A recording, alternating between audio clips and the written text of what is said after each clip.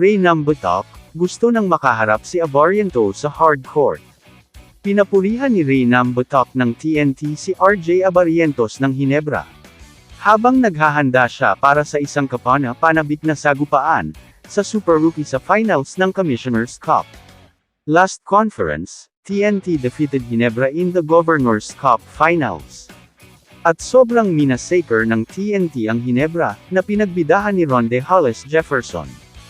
Halos walang maisagot ang Hinebra sa TNT, series was dominated by TNT, and they won the series 4-2.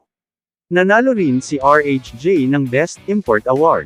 Sobrang nag-take advantage ang TNT, ang ubos na line-up ng Hinebra last conference. With Jamie Malonzo, Isaac Go, and Jeremiah Gray are out, due to injury. And they haven't signed up Troy Rosario yet, during that time. Pero lumaban ang Hinebra, pero pansin na nag-struggle ang halos lahat ng Hinebra players. RJ Abarientos took to the school by the Blur Jason Castro, and Castro got the finals MVP. Sina Calvin Oftana, Reynam Batok, Poy Arim, Roger Pogoy, Glenn Coboncan, at Kelly Williams, ay sinamantala rin. Justin Brownlee struggled on offense, and almost wants the rest done to join Hinebra. This Commissioner's Cup, maybe because medyo frustrated siya since siya yung tinuturing ng madami na GOAT, among those imports. Tapos hindi niya na ipanalo ang championship. Sa pagkakataong ito na ang third time, na maghaharap ang Hinebra at TNT sa finals. Parehong nanalo ang Ginebra, at TNT sa kani-kanilang serye, sa 4-1. Pero this time, it's a different story, ibinalik ng Hinebra sina high flyer Jamie Malonzo, at shooter Jeremiah Gray, mula sa injury. At may chismis din na kung umabanti sa finals ang Hinebra, ibabalik din nila si Isaac Go. Nakuha rin ng Hinebra si Troy Rosario, mula sa unrestricted free agent market, na maaaring kumpletuhin ang lineup ng Hinebra. With regards to TNT, with the same lineup from the last championship. Unfortunately the last conference Finals MVP, the Blur Jason Castro, now sidelined from injury, and TNT confirmed that Jason Castro, already out of the season. And that made TNT shorten their guard rotation. Kung wala si Jason Castro, ito ang true test para sa TNT, na lumaban at manalo sa Commissioner's Cup. Ito ang pinakamagandang panahon para duminahin ni RJ Abarientos ang posisyon ng guard.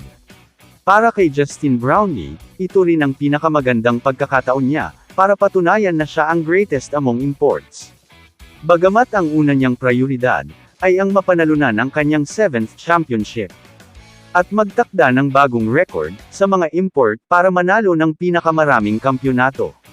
Nagtabla si JB, at Sean Chambers, sa 6 bawat piraso, at maaaring ito ang pinakamatamis. Dahil tinalo ng TNT kasama ni RHJ sina JB, at Hinebra sa 2 beses sa komperensya. Mula ng magkasunod na cup, sa pagkuha kay Troy Rosario mula sa free agent, di ay magiging isang malaking kadahilanan. Dahil ang Hinebra ay may solid inside operator, na may perimeter shooting.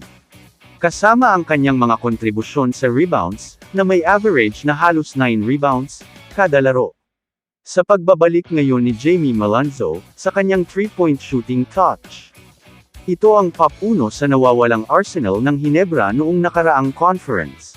Base sa stats last finals, kung ang Hinebra ay may double-digit conversion beyond the arc. Mostly Hinebra, ang nanalo sa laro, pero kung bumaba ang 3 points conversion, at assist ng Hinebra.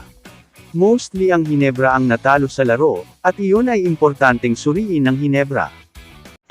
Kamusta mga idol? Sports Zone PH para sa sports news and update. Kung bago ka pa lamang dito sa channel ko, pindutin mo na ang subscribe button at notification bell para lagi kang update sa mga sports news.